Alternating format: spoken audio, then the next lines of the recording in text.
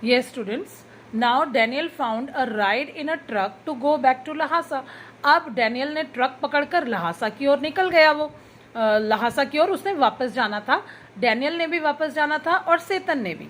While Setan was having his tyre puncture fixed, और इस time पे जब डैनियल तो ट्रक पकड़कर चला गया वापस लहासा की ओर, जबकि सेतन जो था was having his tyre punctures, उसकी टायर जो गाड़ी थी उसकी जो वो थोड़े से कुछ उसमें पंक्चर्स हो रहे थे, उसने उसको फिक्स किया, रिपेयर किया।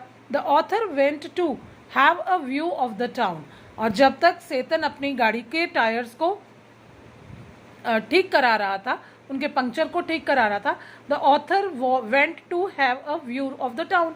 ऑथर पैदल ही इधर उधर देखने के लिए, टाउन को देखने के लिए निकल गए, क्योंकि वो भी पहली बार यहाँ पर आए थे। The town of Hor is situated on the shore of lake Mansarovar. बेटा याद रखना, ये जो मैं एक्सप्लेन कर रही हूँ इसमें से क्वेश्चन बनते हैं, long question. Write something about the Hor, the place Hor. Is that clear? तो हॉर के बारे में आपके से क्वेश्चन आ सकता है, तो ध्यान से सुनना।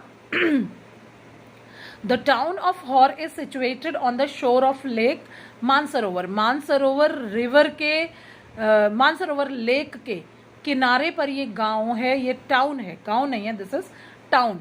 हॉर टाउन जो है वो मानसरोवर लेक के किनारे पर है।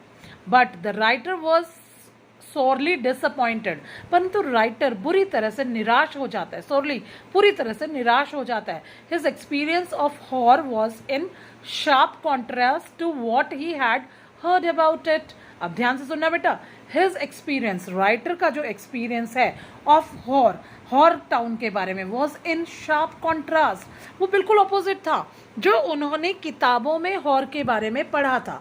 जब भी वो कभी हॉर एरिया को, मानसरोवर की यात्रा को पढ़ते थे तो बहुत अच्छे अच्छे एग्जाम्पल्स उन्हें देखने को मिलते थे।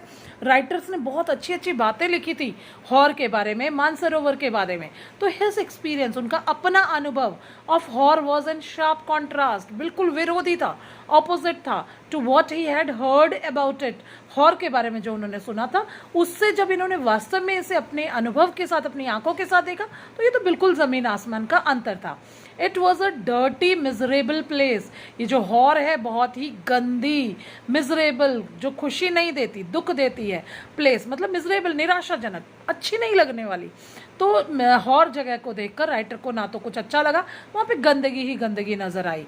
There was no vegetation at all, आसपास कोई हरियाली, कोई घास फूस कुछ भी नहीं था, just dust and rocks.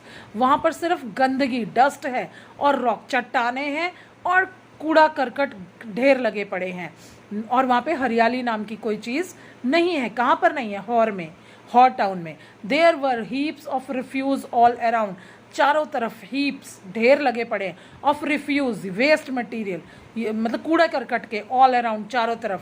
Lake Mansarovar is Tibet's most venerated stretch of water.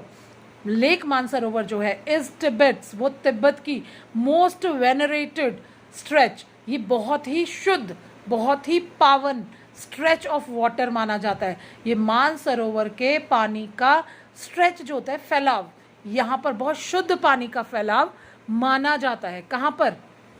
Tibet में मानसरोवर लेक को। Ancient Hindu and Buddhist shastras describe Mansarovar as the source of four great Indian rivers, the Indus, the Ganges, the Satluj and the Brahmaputra. ध्यान से सुनना बेटा। Ancient Hindu and Buddhist shastras, पुराने प्राचीन हिंदू और Buddhist शास्त्रों में डिस्क्राइब, ये वर्णन किया गया है Mansarovar as the source. Mansarovar source है, रिसोर्स है, उस जगह से ही शुरुआत होती है। Of the four great Indian rivers, India की चार महान रिवर्स का जो स्रोत है, सोर्स है, मेन पॉइंट जो है वो मानसरोवर को माना जाता है। और वो चार रिवर्स कौन सी है? The Indus river, the Ganges, बेटा ये गेंजेस जो गंगा है, इसको अंग्रेज जो थे, जो इंग्लैंड के, जो लंदन के लोग थे, जो पहले हमारे इंडिया पे रहते थे, वो इसे गेंजेस कहते थे। तो इसके स्पेलिंग्स देखिए, GANGES, जबकि ये गंगा नहीं बोलते थे, वो गेंजेस कहते थे, तो मैं भी वही प्रोनाउंस कर रही हूँ। तो Ganges, Ganga, the Sutlej river and Brahmaputra, बेटा these are four main rivers. Indus, Ganges मतलब गंगा, सतलुज रिवर और ब्रह्मपुत्र रिवर, इन सब के जो उद्गम स्थान है, सोर्स होता है जहाँ से ये चारों रिवर की स्टार्टिंग होती है, उसे मानसरोवर लेक से माना जाता है। Actually only the Sutlej flows from the lake, और माना इन सब का सोर्स जाता है, परंतु यहाँ पर राइटर जो बता रहा है वो बोलता है केवल सतलुज रिवर ही यहाँ से मेनली शुरू होती है। मेनली शुरू क्या होती है? सतलुज रिवर एक्चुअली यहाँ से शुरू होती है। The other rivers rise near by on the sides of mount Kailash. देखो कहा गया है चारों रिवर यहाँ से निकलती है, परंतु सतलुज यहाँ से निकलती है और माउंटेन के थोड़े से आसपास के एरिया से बाकी की 3 रिवर्स भी निकलती है। तो कहने में आ जाता है इकट्ठा कि माउंट कैलाश से ही ये चारों रिवर्स निकलती हैं, जबकि एक्चुअली क्या है, मानसरोवर लेक से निकलती है सतलुज, और मानसरोवर वो जो पर्वत शिखर है कैलाश माउंटेन, उसके आसपास से ही ये बाकी की 3 रिवर गंगा, इंडस और ब्रह्मपुत्र रिवर भी निकलती है। तो इसलिए मान लिया गया कि ये सब एक जगह से इनका उद्गम स्थल है या स्टार्टिंग पॉइंट है। Is that clear? It took Satan quite some time to have the punctures fixed. अब सेतन को कुछ समय लग गया वहाँ से वो अपनी गाड़ी के टायर्स को पंक्चर ठीक करवाने में। It was dark by the time they left Hor and it was past 10:30 when they reached a guest house in Darchan. अब याद रखना बेटा, डैनियल तो चला गया रास्ता दिखाकर। इट वॉज अब सेतन वहाँ पर आ गया टायर पंक्चर कराकर। It was dark by the time, इस समय तक रात हो गई थी। दे लेफ्ट हॉर, जब वो हॉर नाम के टाउन को क्रॉस करते हैं तो रात हो चुकी थी। एंड इट वॉज पास्ट 10:30, 10:30 बज गए थे रात के। When they reached a guest house in Darchen, अब हॉर से वो आगे जाकर अगली जगह जो है वो दर्चन है। हॉर क्रॉस करके रात को 10:30 बजे वो एक गेस्ट हाउस में, दर्चन नाम की जगह के गेस्ट हाउस में वो जाते हैं। It turned out to be a horrible night for the author, और दर्चन में गेस्ट हाउस में रहना जो था ऑथर के लिए सबसे भयानक रात थी। He was tired and hungry, वो बहुत थक गए थे राइटर हमारे और बहुत भूखे थे। He had caught cold, उन्हें ठंड पकड़ गई थी।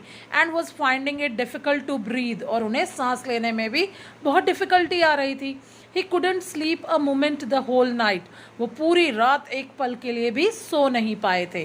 Whenever he would lie down, जब भी वो लेटने की कोशिश करते थे writer, and try to sleep, सोने की कोशिश करते थे, he had to get up, उन्हें खड़े होना पड़ता था immediately, because he found it impossible to breathe in that position, कि जैसे ही वो नींद आने के कारण लेटते थे और जैसे ही लेटते थे उनको इतना ज़्यादा सर्दी जुकाम हो गया था कि उन्हें सांस नहीं आती थी, तो फिर उनको उठकर बैठना पड़ता था। He stayed awake all night, पूरी रात वो जागते रहे। The next morning Tseten took him to the Darchen medical college, अगले सुबह सेतन जो है वो उन्हें दर्चन मेडिकल कॉलेज में ले जाता। दर्चन गेस्ट हाउस में तो वो रुके हुए थे, तो वहाँ पर एक मेडिकल कॉलेज है, उसमें जो ड्राइवर है वो उन्हें ले जाता है। The Tibetan doctor there gave the author some medicine, तिब्बत के डॉक्टर ने ऑथर को कुछ मेडिसिन दी। And he slept very soundly the next night, और वो अगली रात बड़ी साउंड स्लीप्स हो गया। जो दर्चन के जो मेडिकल कॉलेज से उन्हें दवाई दी गई थी, जड़ी बूटियाँ सी दी गई थी, वो देसी दवाई वो जो दी गई थी, उसे खाकर राइटर जो है बड़े आराम से अगली रात को सो गए थे। When Satan saw that the author had no serious problem, जब ड्राइवर ने देखा कि अब राइटर को हमारे कोई ज़्यादा प्रॉब्लम नहीं है, he left author there and returned to Lhasa, वो राइटर को वहाँ छोड़ देते हैं दर्शन में और वहाँ से वो लहासा की ओर निकल पड़ा। कौन? सेतन। पहले डैनियल चला गया, अब सेतन चला गया। बेटा यही प्लानिंग थी कि वो वहाँ पे से वापस चले जाएंगे, तो वो लहासा की ओर चल पड़ा। Darchen was almost as dirty as Hor, ध्यान से सुनना बेटा कि दर्चन भी उतना ही देखने में डर्टी था जितना कि Hor, but it gave a good view of the Himalayas, परंतु यहाँ पर दर्चन में एक प्लस पॉइंट था कि वहाँ से हिमालयाज बहुत खूबसूरत दिख रहे थे।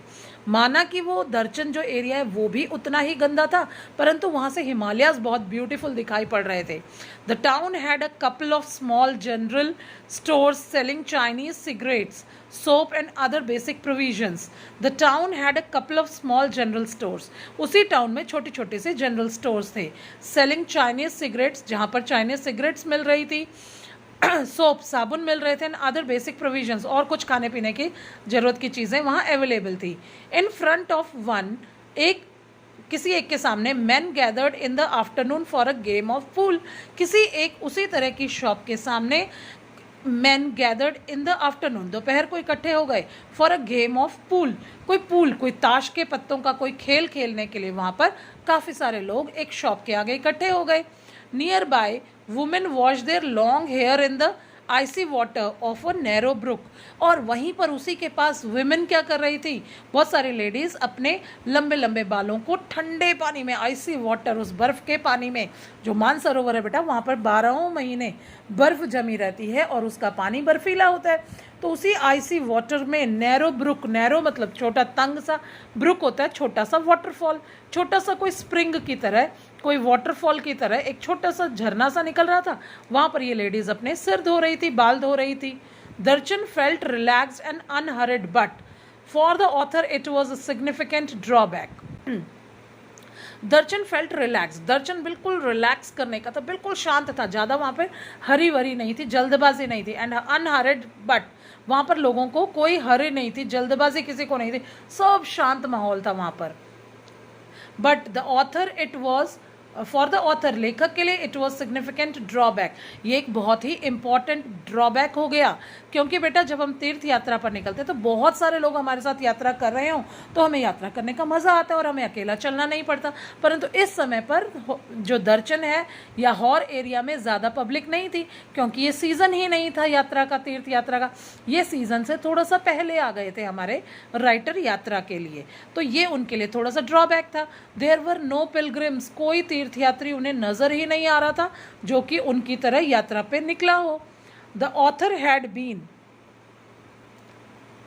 Told that at the height of the pilgrimage season the town was bustling with visitors.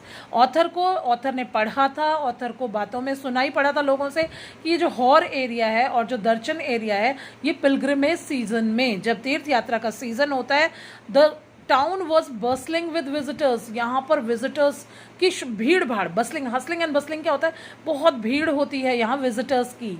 Is that clear? ये राइटर को पता था जब यहाँ पे सीजन आता है तीर्थ यात्रा का, यहाँ पर भीड़ लगी होती है. परंतु राइटर जो है हमारा, वो तीर्थ यात्रा के सीजन से 2, 4, 5 दिन पहले आ गए थे, इसलिए यहाँ पर अभी पिलग्रिम्स नहीं थे, तीर्थयात्री नहीं थे. Many brought their own tents, जो काफ़ी सारे लोग थे वहाँ पर जो अपने अपने टेंट्स लाए थे. The author had timed his arrival for the beginning of the season but it seemed he was too early. Author ने अपना टाइम, ये माना जाता था कि लोग अपने टेंट्स भी यहाँ पर लाते हैं, और राइटर को ये सब बातें पता थी. The author had timed his arrival, जबकि ऑथर ने अपना अराइवल टाइम बहुत अच्छी तरह फिक्स किया था for the beginning of the season, season की शुरुआत में. But it seemed he was too early, ऐसा दिख रहा था कि शायद वो कुछ ज़्यादा ही अर्ली यात्रा की ओर निकल पड़े. The pilgrimage trail was well trodden, but the author didn't dare to do it alone. Pilgrimage trail होते हैं पगडंडियाँ. पगडंडियाँ क्या होती है बेटा? कच्चे रास्ते, जो छोटे छोटे पगडंडियाँ होती है जिस पर पैदल यात्री चलते हैं. तो मानसरोवर यात्रा के लिए जब वो पैदल यात्री चलते हैं तो वो ट्रॉडन होता है, वेल ट्रॉडन. ट्रॉडन क्या होता है? चल चल कर लोगों ने उसको कुचल दिया होता है, रास्ते पर जो घास फूस उगी है उसको लोगों ने चल चल कर घिसा पिटा दिया है, तो उसे कहते हैं वेल ट्रॉडन. पिलग्रिमेज ट्रेल जो है वो पूरी तरह से घिसी पिटी सी दिखाई पड़ती थी. But the author didn't dare to do it alone, परंतु ऑथर की हिम्मत नहीं हुई इस पिलग्रिमेज को, इस यात्रा को अकेले करने की हिम्मत नहीं जुटा पा रहा था. द कोरा वॉज सीजनल, जो तीर्थ यात्रा थी वो सीजनल होती थी, because parts of the route were liable to be blocked by the snow, क्योंकि ये एरिया जो थे वो बर्फ़ से ढक जाते थे, बर्फ़ से कवर हो जाते थे. यहाँ पर तीर्थयात्री सीजन में ही पहुँच पाते थे, ऐसे वैसे कभी भी अपनी मर्जी से वो नहीं आ सकते थे. The author had no idea whether or not the snow had cleared. Author को कोई आइडिया नहीं था whether or not the snow had cleared, कि रास्ता जो है, पगडंडिया जो है वो तीर्थ यात्रा करने निकला तो है, परंतु रास्ते में बर्फ़ है या नहीं, तो राइटर को ये भी डाउट हो रहा था. And there was no one to tell him about it, और वहाँ पर उसे कोई भी नहीं मिल रहा था जो उसके साथ यात्रा के लिए, एक भी व्यक्ति उसे दिखाई नहीं पड़ा जो उसके लिए यात्रा के लिए निकल पड़े. Since Setan had left, जब से सेतन गया था, the author hadn't come across anyone in दर्शन. सेतन के जाने के बाद दर्शन में राइटर को कोई भी पर्सन नहीं मिला with enough English to answer even this most basic question. वो ये भी कुछ भी पूछना चाहता है कि आगे बर्फ़ है कि नहीं, तो उसको राइटर को एक भी इंग्लिश पीपल नहीं मिला जिससे, या कोई भी टिबेटन पीपल ऐसा नहीं मिला जिससे कि वो एक दो शब्द भी अपनी लैंग्वेज में, इंग्लिश लैंग्वेज में शेयर कर सके। One afternoon the author sat drinking tea in Darchen's only cafe. एक दोपहर के समय जो राइटर है वो कॉफ़ी पीने के लिए दर्शन के एक अकेले कॉफ़ी हाउस है, अकेला एक कॉफ़ी हाउस है, उसमें जाता है। He had brought a novel with him to help pass the time. और राइटर के पास एक नॉवल है ताकि उसका टाइम पास हो सके। अ मैन नॉर्बू, एक मैन जिसका नाम नॉर्बू था, केम इन, वो अंदर आता है उसी होटल के, एंड आज the author with a gesture if he could seat opposite him at the table. अपने एक्शन के साथ वो हमारे राइटर ऑथर के पास पूछता है, क्या मैं यहाँ बैठ सकता हूँ आपके सामने। After he had ordered T, उसने पहले चाय ऑर्डर की और फिर राइटर से पूछा, क्या मैं आपके पास बैठ सकता हूँ, यू इंग्लिश। तो उसने पूछा, क्या आप इंग्लिश हैं। Thus a conversation started between the two.